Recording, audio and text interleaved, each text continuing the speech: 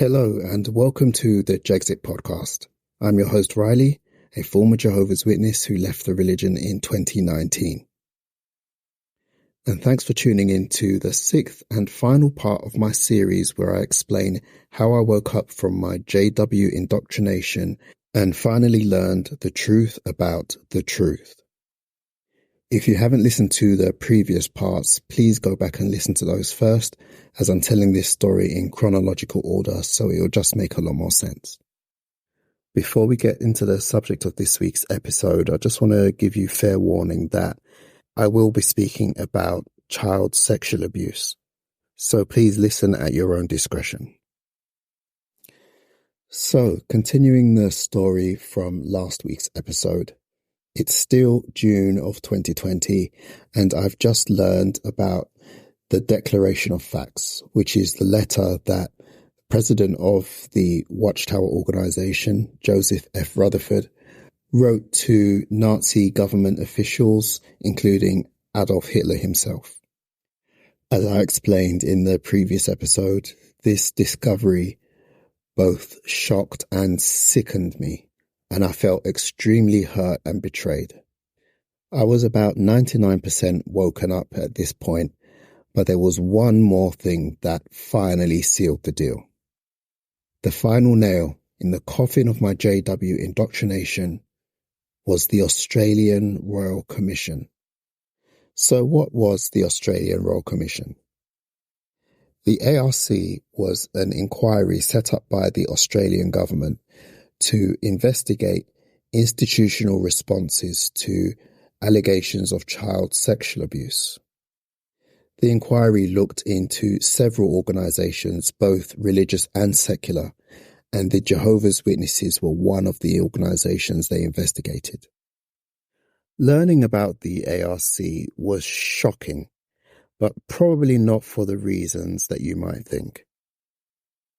As shocking and sickening as child sexual abuse is, it didn't shock me to learn that such things took place within the Jehovah's Witness religion.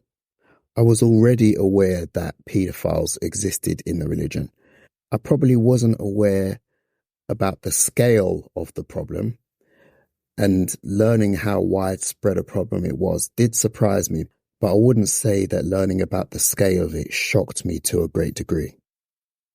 My thinking at the time was that religions, including Jehovah's Witnesses, are communities that operate on trust, and paedophiles abuse trust in order to gain access to their victims. So it wasn't really shocking to me that paedophiles would seek out religions in order to perpetrate their crimes. That's how I reasoned it out at the time. Obviously now I know that this isn't quite accurate, although there is some truth in it. I'm sure that some of the paedophiles in the organisation are people who have come into the religion from outside with the express intention of finding victims. I'm sure that is the case some of the time. But in no way does that account for the majority of the cases of child sexual abuse within the organisation.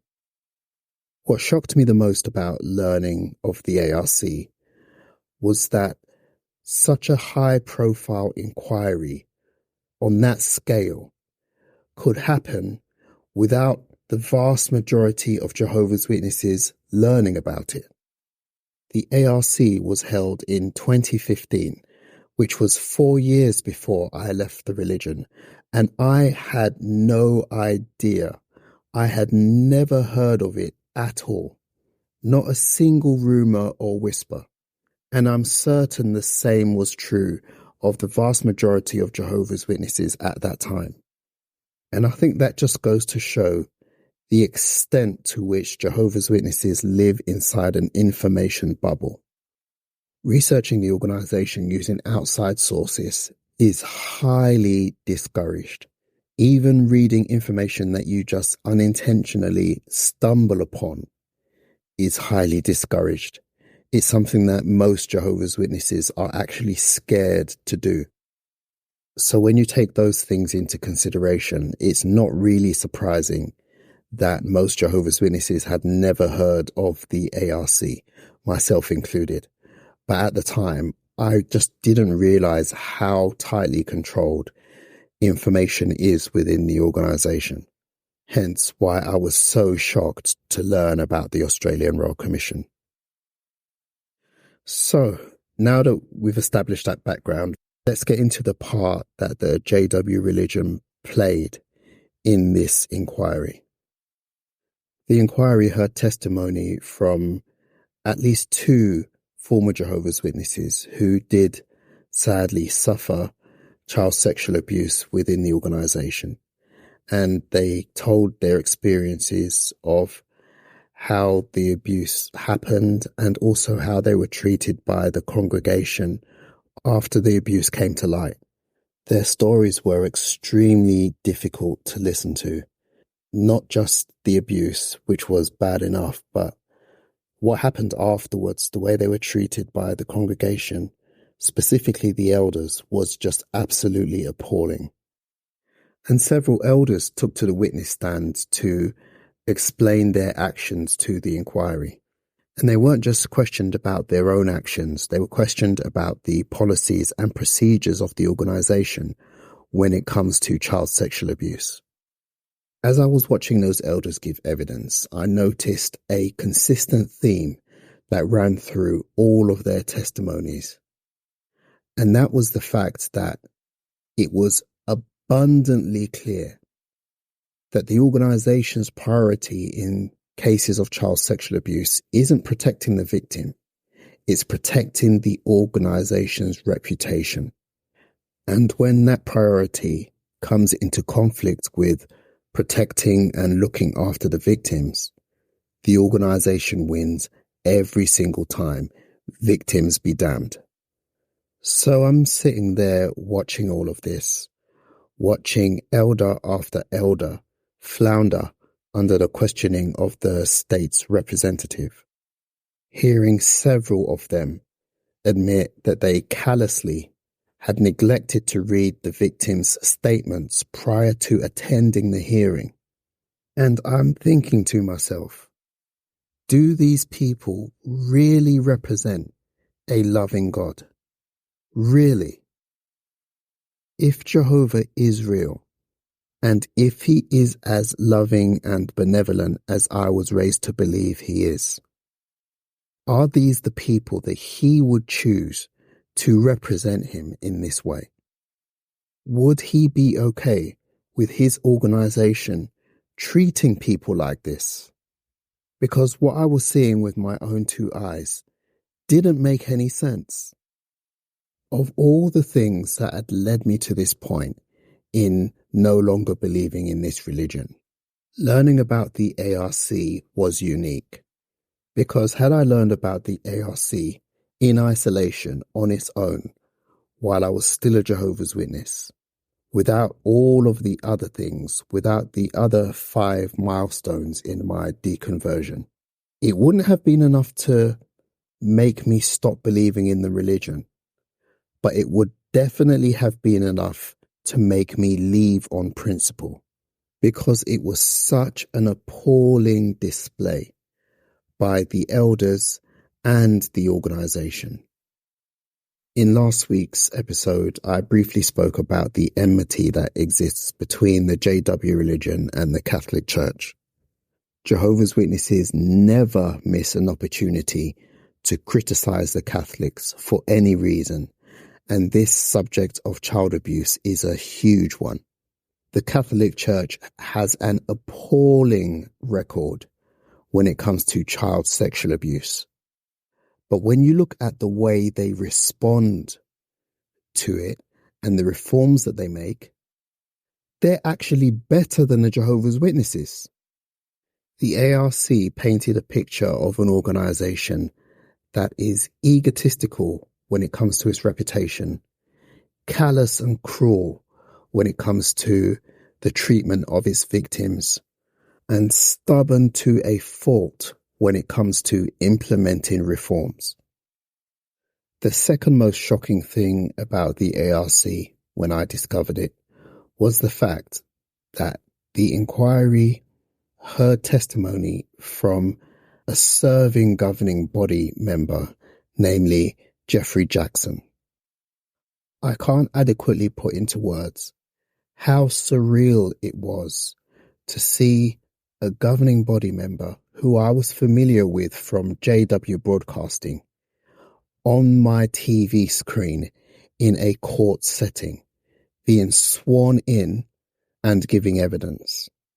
And his testimony on the witness stand was a bombshell. I watched with my jaws dropped after seeing him tell lie after lie after lie. Now, far be it from me to accuse someone of lying without having any facts to back it up.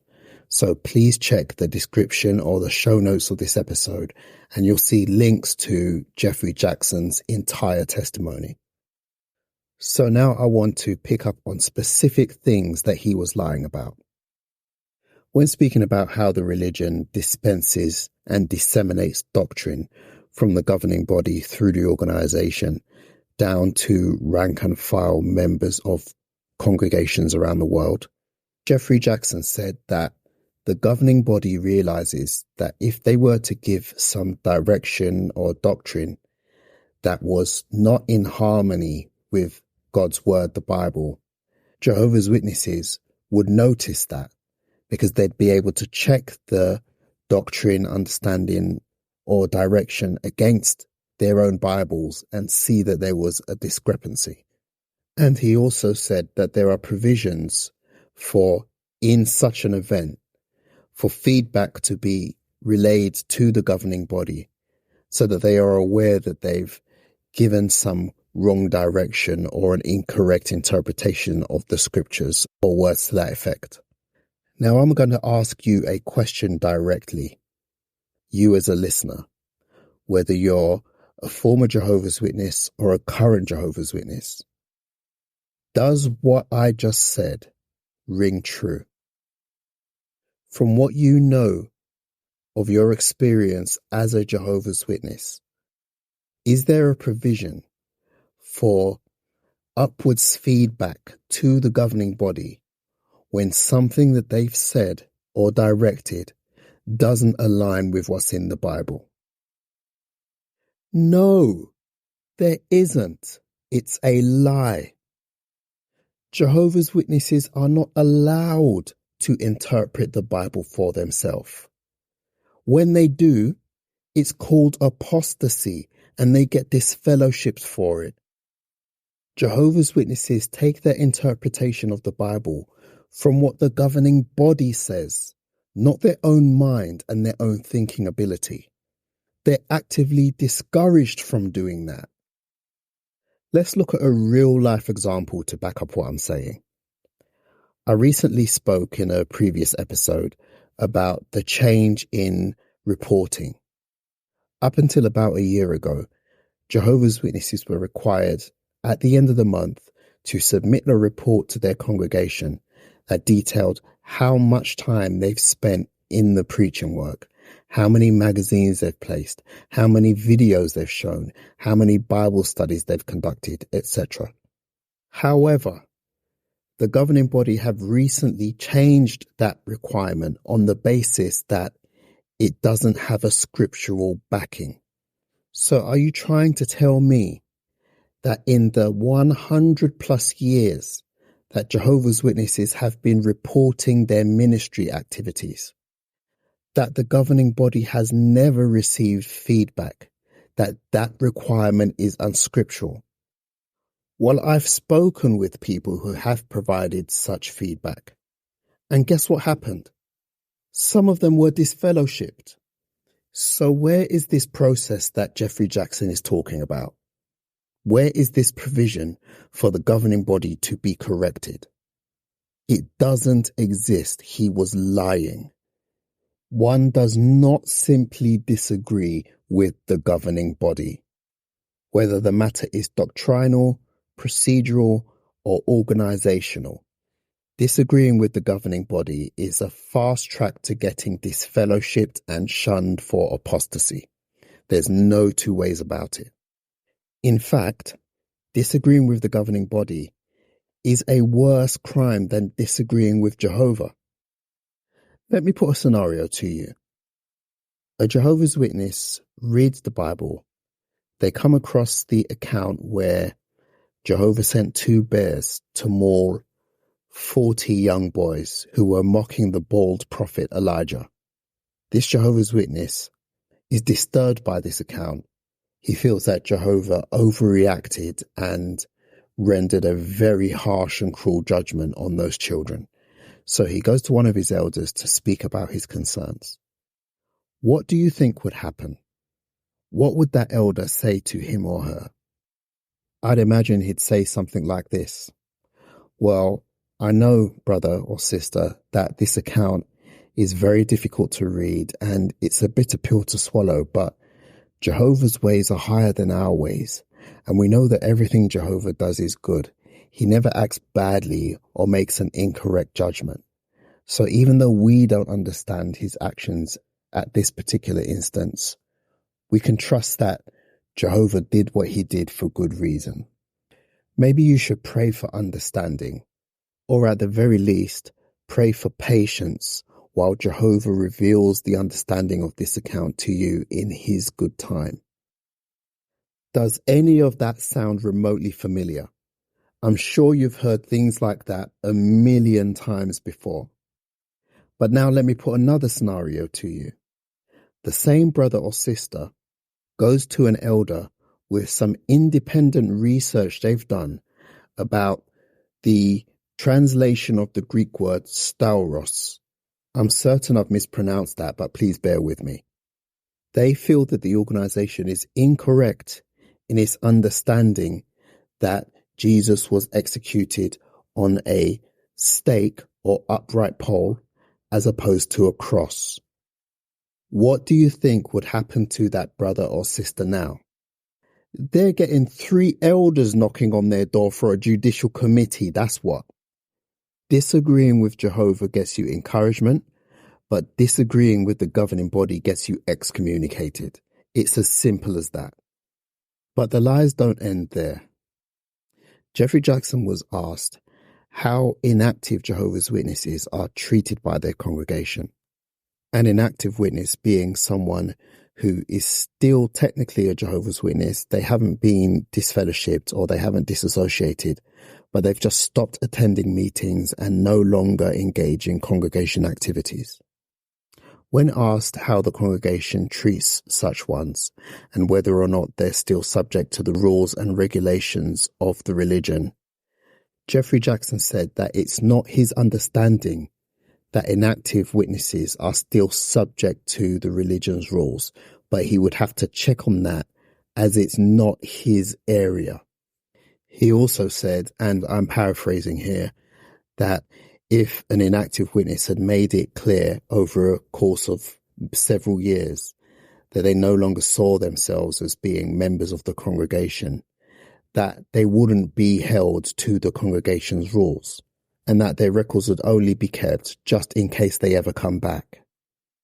A specific scenario was even put to him of an inactive witness who was away from the congregation for several years, but then discovered to be celebrating Christmas or birthdays. He was asked if that person in that scenario would still be subject to discipline by the congregation.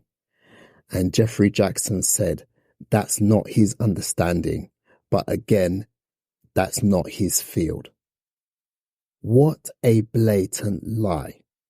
He's a member of the governing body. The entire religion is his field. And besides that, I'm sure we all know of someone who had been, quote unquote, out of the truth for an extended period of time, discovered to be doing something, again, quote unquote, wrong by an elder, and then promptly received a phone call inviting them to a judicial committee or trying to trap them into disassociating themselves over the phone or by text. We've all heard of these scenarios before. Maybe you've even experienced it yourself. And besides that, every member of the governing body is an elder. And all elders own a personal copy of the book entitled Shepherding the Flock of God, which is the elders' secret handbook that only elders are allowed to read. The rules about how inactive ones are supposed to be treated are written out in this book. So how can he say that he doesn't know? The governing body approved the printing of this book. Geoffrey Jackson blatantly lied, and he was blatantly exploiting the Commission's ignorance of the inner workings of the JW organization.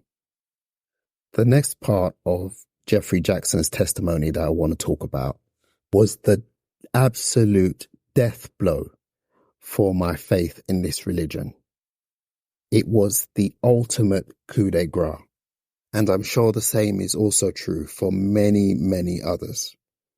When asked if the governing body sees itself as being Jehovah God's spokespeople on earth, this was Geoffrey Jackson's reply, and I quote, "That, I think, would seem to be quite presumptuous, to say that we are the only spokesperson that God is using." End quote. I'm certain that one sentence is responsible for creating thousands of ex-Jehovah's Witnesses. And when I heard it for the first time, my jaw dropped. I could not believe what I was hearing and seeing. I was raised to believe that the governing body of Jehovah's Witnesses was the sole channel of communication between Jehovah God and humankind. But yet, here is Geoffrey Jackson saying that it would be presumptuous of the governing body to say that. It's an obvious lie. He was either lying to the Royal Commission or the governing body have been lying to Jehovah's Witnesses. Either way, it's a lie. I came to a very profound realization after hearing that lie. And that realization was that the Jehovah's Witness religion is a cult. Although I was woken up at the time of hearing this, and this further cemented my waking up, I was not yet under the belief that the Jehovah's Witness religion was a cult. I knew it was a false religion. I knew that it had some cult-like tendencies and practices, but I refused to call it a cult. I even said that in my very first video on my YouTube channel. I said that I would never call it a cult. Hearing Geoffrey Jackson tell that lie changed that for me. And this is the reason why. I had recently finished listening to the audio version of Stephen Hassan's book, Combating Cult Mind Control. And in that book, I learned that cults have this thing called insider versus outsider doctrine. To explain what that means, they have doctrines that they present to the public, and they are usually watered down or filtered out versions of doctrines that are for full-fledged members. And the reason that cults do this is because they are well aware that many of their practices, rituals, and beliefs are unpalatable to people in the outside world. And that makes their organizations, their groups, their communities, their religions unattractive to regular people. So they hold those things back when speaking to people in the outside world, when speaking to the general public or to prospects or new recruits. They don't reveal those things until a person is a little bit more involved with their group. So seeing Geoffrey Jackson do this on the witness stand instantly clicked with me, and it made me realize that Jehovah's Witnesses do exactly the same thing. I did it when I was a Jehovah's Witness. When you go door to door, you don't open with all non-witnesses are going to die at Armageddon, or if you ever leave our religion, we will all stop talking to you, even close friends and family. You don't open with those things. You open with the nice things, the attractive things like living forever and a paradise earth and seeing your dead loved ones again. You leave the more controversial things for later. So by telling this lie, Geoffrey Jackson was trying to put a more acceptable face on the organization where one doesn't actually exist. Because most reasonable people would not take kindly to hearing our religion is true and every other religion is false. The leaders of our religion are the only ones with a connection to God, despite the fact that that is exactly what Jehovah's Witnesses believe, as taught by the governing body itself. If I had to sum up Geoffrey Jackson's testimony in one word, it would be cowardly. And I say that for two reasons. Firstly, if you're going to be wrong and strong. If you honestly believe that you are one of the leaders of the only true religion in the world, say that with your whole chest. I was raised on stories of Jehovah's Witnesses who maintained their faith, maintained their integrity, and stood up for what they believed under the most intense persecution, often physical. And these people were presented to me as aspirational examples. I was told that there may come a time when our religion is banned and we may have to make a defense for our faith in court. We would have to stand there boldly and courageously and tell the court what we believed, why we believed it, and give scriptural justifications for those things. And yet here is Geoffrey Jackson doing none of that, which leads me nicely into my second point. It's cowardly because as a governing body member, he's asking Jehovah's Witnesses to do something that he's not even willing to do himself. How can you respect somebody who does that? How can acting that way be anything other than cowardice? It's like the difference between a general who rides into battle at the head of his troops compared to a general who stays at the rear and sends everyone else out in front of him to be cannon fodder.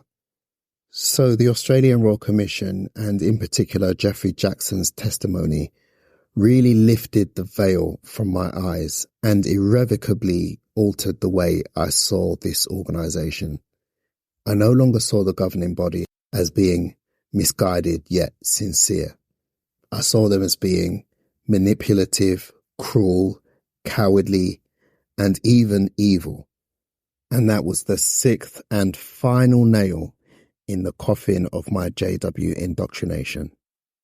I want to thank you sincerely for listening and for sticking with me on this journey. If you're listening on YouTube, please leave a comment and a thumbs up, as that really helps the algorithm to get the episode out to as many listeners as possible. And if you're listening on a podcast app, please rate the podcast and also leave a comment, as this also helps. And if you haven't already done so, please subscribe so that you keep up with future episodes. Thank you once again for listening, and I hope you all have a great week.